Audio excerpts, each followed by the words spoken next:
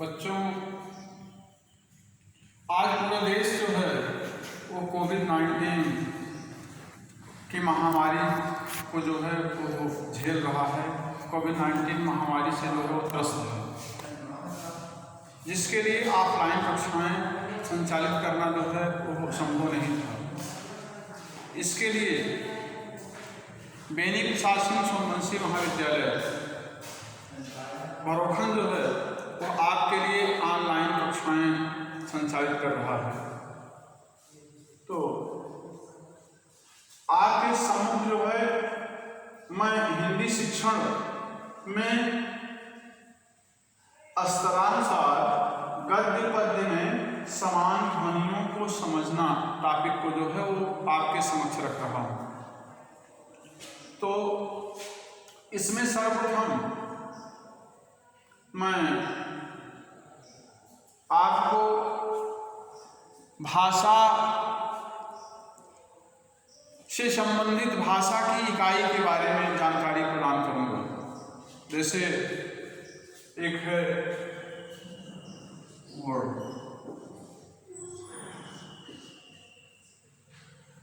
मनुष्य जो है अपने विचारों का आदान प्रदान भाषा के माध्यम से करता है।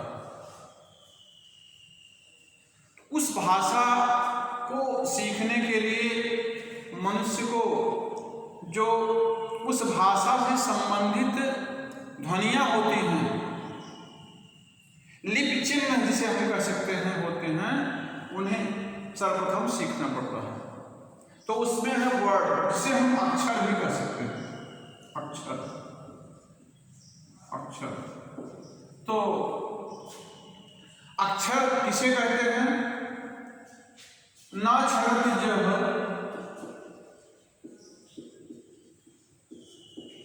जब सह अक्षर, जिसका क्षरण न हो, जिसका नाश न हो, जो कभी समाप्त न हो, उसे हम अक्षर कहते हैं। तो हिंदी भाषा की सबसे छोटी इकाई अक्षर है, वर्ड है। बालक सर्वप्रथम अक्षर को, वर्ड को सीखता है और वर्ड और अक्षर को सीखने के पश्चात जो है इन्हीं के माध्यम से शब्द का निर्माण करता है और शब्दों के संयोजन से वाक्य का निर्माण होता है। वाक्य के संयोजन से अनुच्छेद का निर्माण होता है। अनुच्छेद के संयोजन से जो है वो पूरे अध्याय का निर्माण होता है। अध्याय के निर्माण से भाषा साहित्य का निर्माण होता है। तो इसमें हम सर्वप्रथम आपके सम्मुख जो है वो भाषा से संबंधित वर्ड आपको मैंने बताया। अब जो है शब्द आपके सम्मुख, शब्द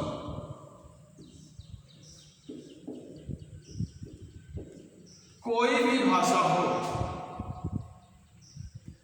उसमें शब्द प्रधान होता है। जब तक उस भाषा से संबंधित शब्द हमारे पास उनका संग्रह नहीं होगा, उनका कोश नहीं होगा, तो हमारी पकड़ उस भाषा पर मजबूत नहीं हो सकती। इसके लिए हिंदी भाषा में अच्छी पकड़ रखने के लिए हमें शब्द संग्रह करना होगा, क्योंकि शब्द भाषा के प्राण होते हैं। शब्द ही भाषा का वास्तविक खजाना है। जितना ही अधिक हमारे पास शब्दकोश होगा, उतना ही अधिक हमारी जो है वो भाषा पर पकड़ होगी। तो शब्द जो है वो कितने प्रकार के होते हैं देखेंगे। तो यहाँ पे शब्द के प्रकार,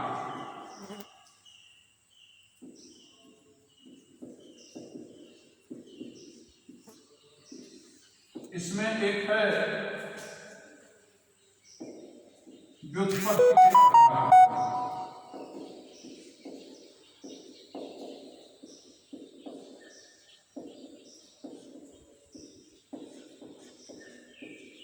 व्युत्पत्ति के आधार पर शब्द जो है वो 3 प्रकार के होते हैं।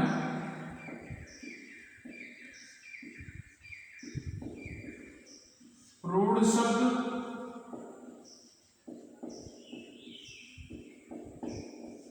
यौगिक शब्द,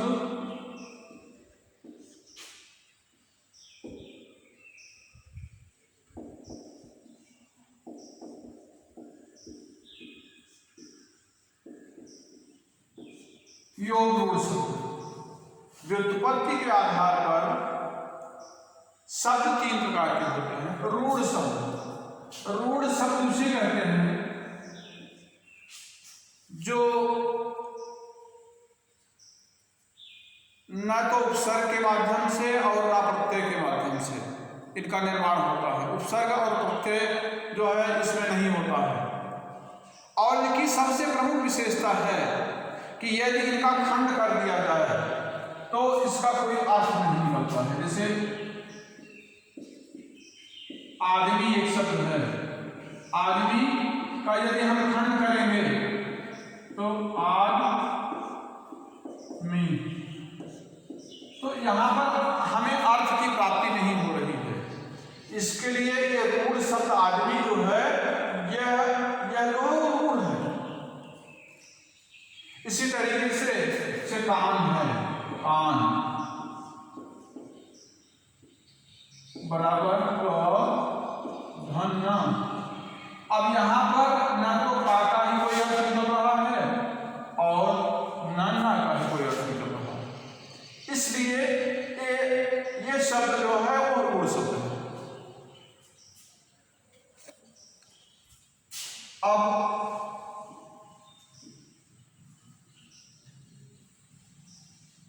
यौगिक शब्द, यौगिक शब्द जो है उपसर्ग और प्रत्यय के योग से बनते हैं और इनमें जो है एक से अधिक शब्द जो है जिस जैसा नाम है इसका कि योग जुड़े रहते हैं और उन्हें यदि खंड किया जाता है तो वो अर्थमान होते हैं, उनका भी अर्थ निकलता है। जैसे विद्यालय है, विद्यालय, विद्यालय शब्द है, इसका हम खंड करेंगे विद्याधन आलय।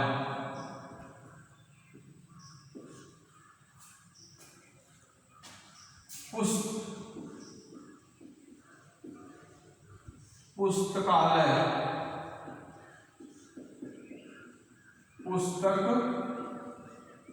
धन आलय। तो यहां पर इसका भी अर्थ निकल रहा है और हम खंड करेंगे तो उसकी भी हमें अर्थ की प्राप्ति हो रही है। तो इस तरीके से ये शब्द जो है वो यौगिक शब्द है। अब हम देखते हैं योग रूढ़।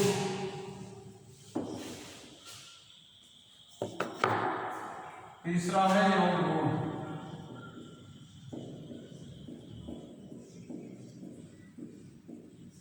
योग रूढ़ शब्द, योग रूढ़ शब्द में रूढ़ शब्द की विशेषता होती है और यौगिक की भी विशेषता होती है और इनकी सबसे प्रमुख पहचान है कि ये किसी भी विशेष अर्थ के लिए जो है वो रूढ़ हो जाते हैं। इसके लिए जो है इन्हें योग रूढ़ शब्द कहा जाता है।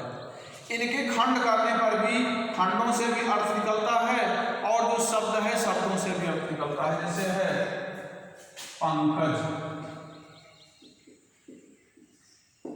पंक धन। अब यहां से पंक का अर्थ है कीचड़, जैसे जन। लेकिन प्रश्न ये उठता है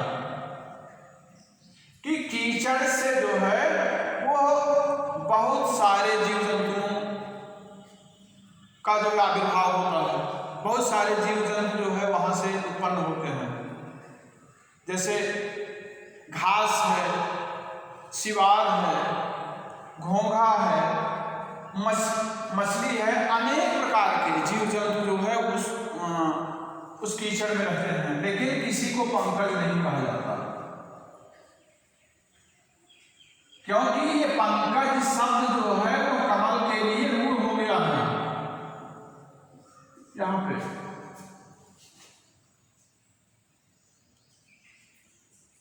इसी तरीके से है पीतांबर, पीतांबर, पीत अंबर। अब यहां पे पीत पीला, अंबर वस्त्र, इसका हम खंड किए तो पीत धन अंबर, पीत का अर्थ पीला, अंबर का अर्थ वस्त्र, और हम पीतांबर का अर्थ देखेंगे तो पीला है वस्त्र जिसका, बहुब्रीहि समास के माध्यम से पीला है वस्त्र जिसका अर्थात श्री कृष्ण। यहां पर जो है वो श्री कृष्ण की तरफ इंगित करता है।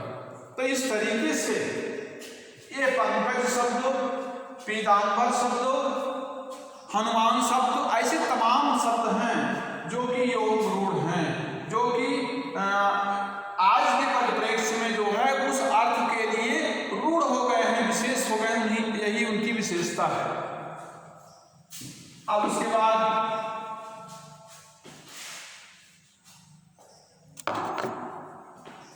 दूसरा है उत्पत्ति के आधार पर।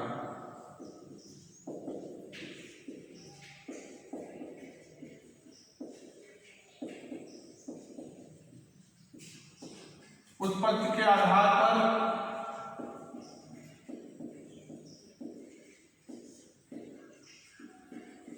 तत्सम शब्द,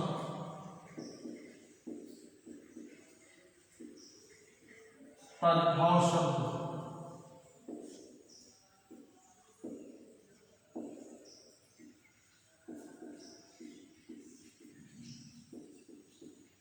देशज,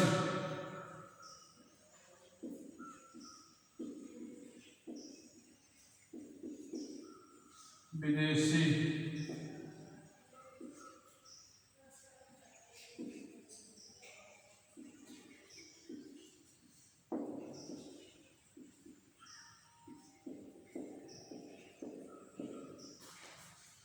उत्पत्ति के आधार पर शब्द 5 प्रकार के होते हैं। पहला है तत्सम शब्द, दूसरा है तद्भव शब्द, तीसरा है देशज शब्द, चौथा है विदेशी शब्द और पांचवा है शंकर शब्द। तो हम सर्वप्रथम तत्सम शब्द लेते हैं। तत्सम, तत्सम का अर्थ है उसके समान,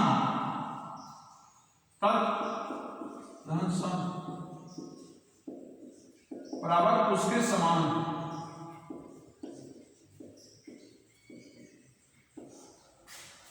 तत्सम उसके समान, तात्पर्य तत्सम शब्द वे शब्द होते हैं जो संस्कृत भाषा से ज्यों के त्यों विशुद्ध रूप में हिंदी भाषा द्वारा अपना लिए जाते हैं।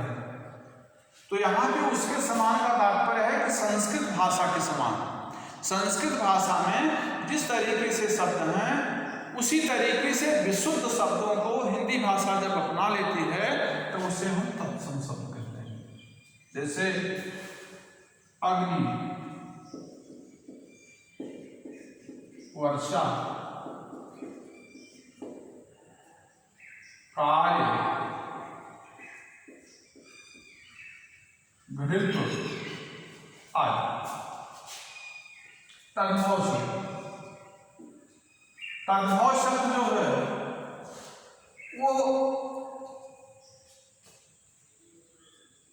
तत्सम शब्द ही तद्भव शब्द भी होते हैं, लेकिन मध्यकालीन भाषाओं द्वारा प्रयुक्त किए जाने के कारण इन्हें एक लंबी यात्रा तय करनी पड़ती है। जैसे संस्कृत भाषा से दूसरी भाषा में आए और वहां से होते होते होते होते इनका रूप जो है वो परिवर्तित हो जाता है। जिस तरीके से नदी है, नदी में कंकड़ पत्थर जो है वो उसकी धारा, प्रवाहित धारा में जो है वो बहते रहते हैं और बहने के कारण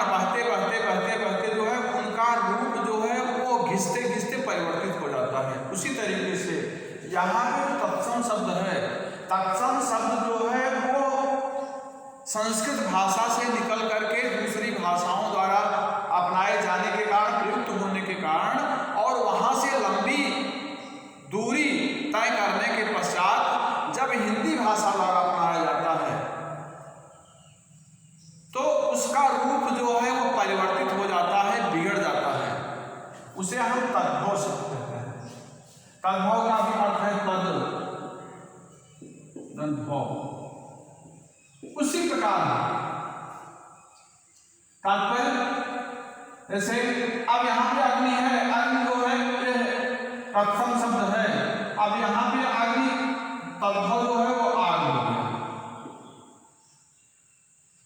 ये संस्कृत भाषा का विशुद्ध शब्द है अग्नि, लेकिन ये लंबी यात्रा तय करते करते हिंदी भाषा में आया है, इसके लिए इसका रूप जो है वो परिवर्तित हो गया है, बिगड़ गया है। वर्षा है, वर्षा, कार्य है, कारज, घृत है, घी, ये तद्भव शब्द है, इनका रूप जो है वो बिगड़ चुका है। उसके बाद देशज, देशज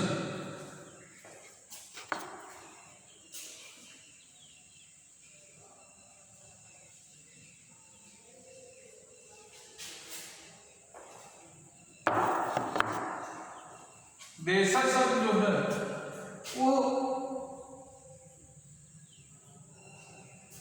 बोलियों के द्वारा अनेक प्रांतीय भाषाओं में जो शब्द बोले जाते हैं उन शब्दों को जब हिंदी भाषा द्वारा अपनाया जाता है तो उन्हें जो है वो देशज शब्द, देसी भाषाओं से जो है शब्दों को लिया हिंदी भाषा अपनाती है, तो और हिंदी भाषा में ये शब्द प्रयुक्त होते हैं तो उसे हम देशज शब्द कहते हैं। जैसे झंडी, मंडी, पगड़ी,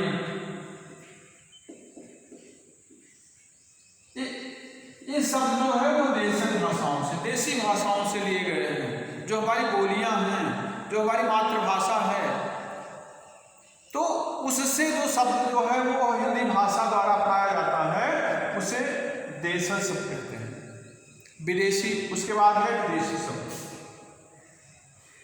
विदेशी शब्द, विदेशी शब्द जो है वो हमारे भारत देश में अनेक जातियां, अनेक आक्रांता जो है भारत देश में आए और यहाँ पर जो है आक्रमण किए, आक्रमण करके व्यापार किए, व्यापार करके यहाँ पे शासन किए, जिसका परिणाम ये हुआ कि हमारी हिंदी भाषा में वह सब जो विदेशी यहाँ पर आकर के बसे, शासन किए, उनकी शब्द जो है वो हिंदी भाषा ने जो है वो क्रमशः अपना लिया। जिस तरीके से हिंदी के शब्द प्रयुक्त किए जाते हैं उसी तरीके से जो है वो विदेशी भाषाओं के भी शब्द प्रयुक्त किए जाते हैं। जैसे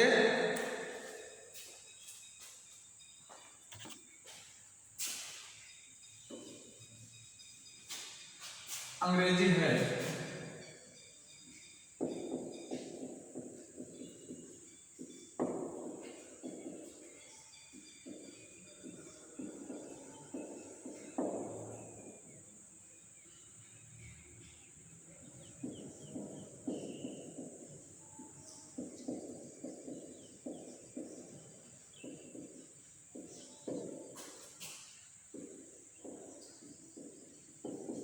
ये शब्द जो है वो अंग्रेजी भाषा से हमारी हिंदी भाषा में जो है वह स्वीकार किए गए हैं और जो है हिंदी शब्दों की तरह ही ये जो है वो प्रयुक्त किए जाते हैं।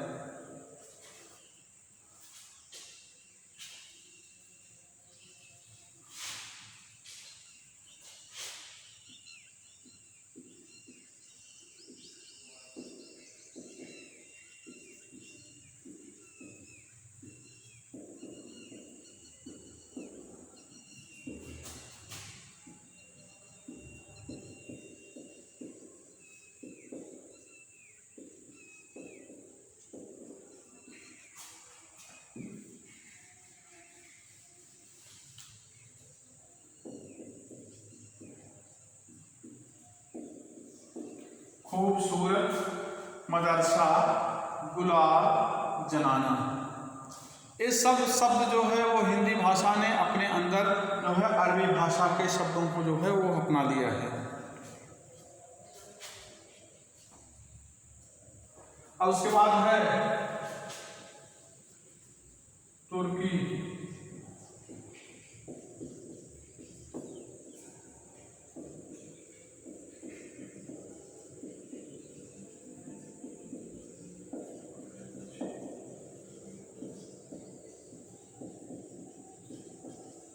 लाश, चाकू, कैंची आज जो है ये शब्द जो है वो तुर्की भाषा से हमारी भाषा में लिए गए हैं।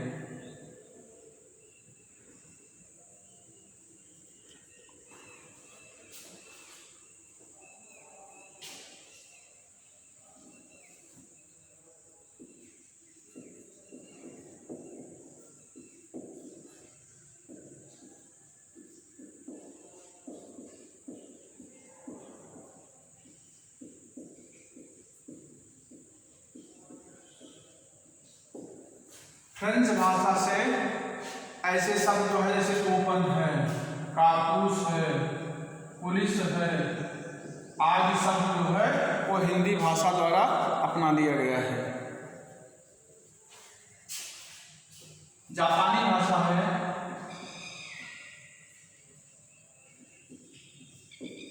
तांगा है, रिक्शा। जापानी भाषा से जो है वो तांगा, रिक्शा आदि शब्दों को ग्रहण किया गया है।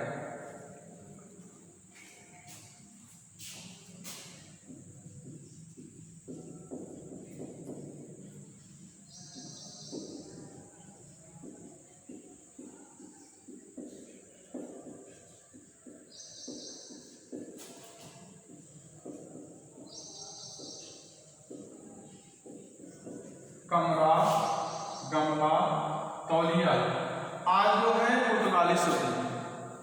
ये जो है इसी तरीके से अनेक भाषाओं के जैसे इसके बाद है चाइनीज शब्द है और तमाम देशों के शब्द हैं, विदेशी शब्द हैं।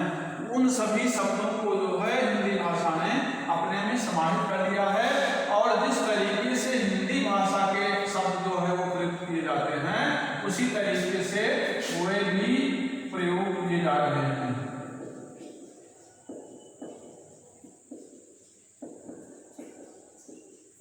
अब तीसरा है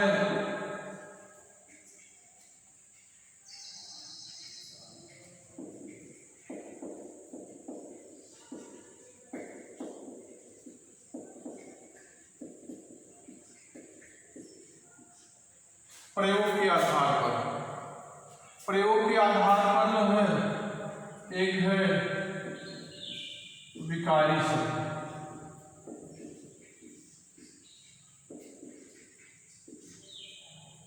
और दूसरा है अविकारी।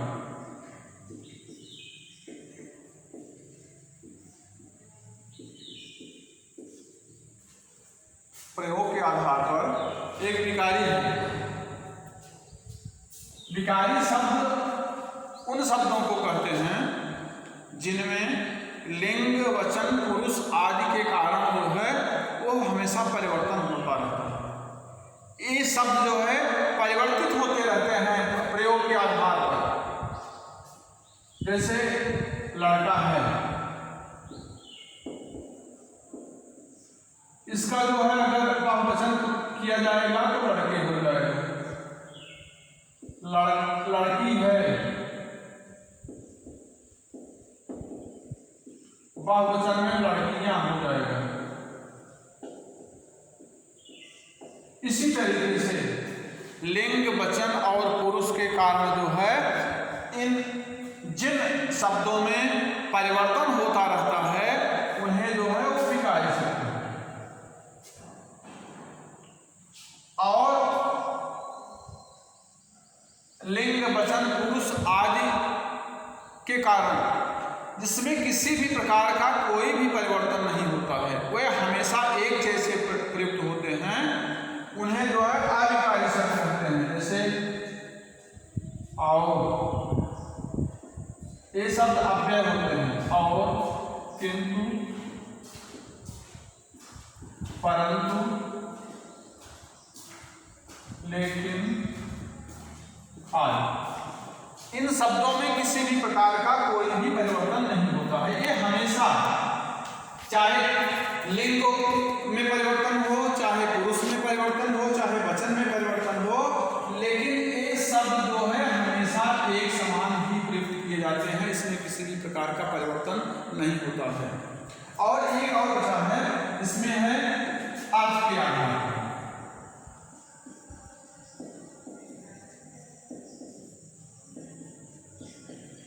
अर्थ के आधार पर शब्द जो है दो प्रकार के होते हैं। नंबर एक है सार्थक शब्द, सार्थक शब्द, और दूसरा है निरर्थक शब्द।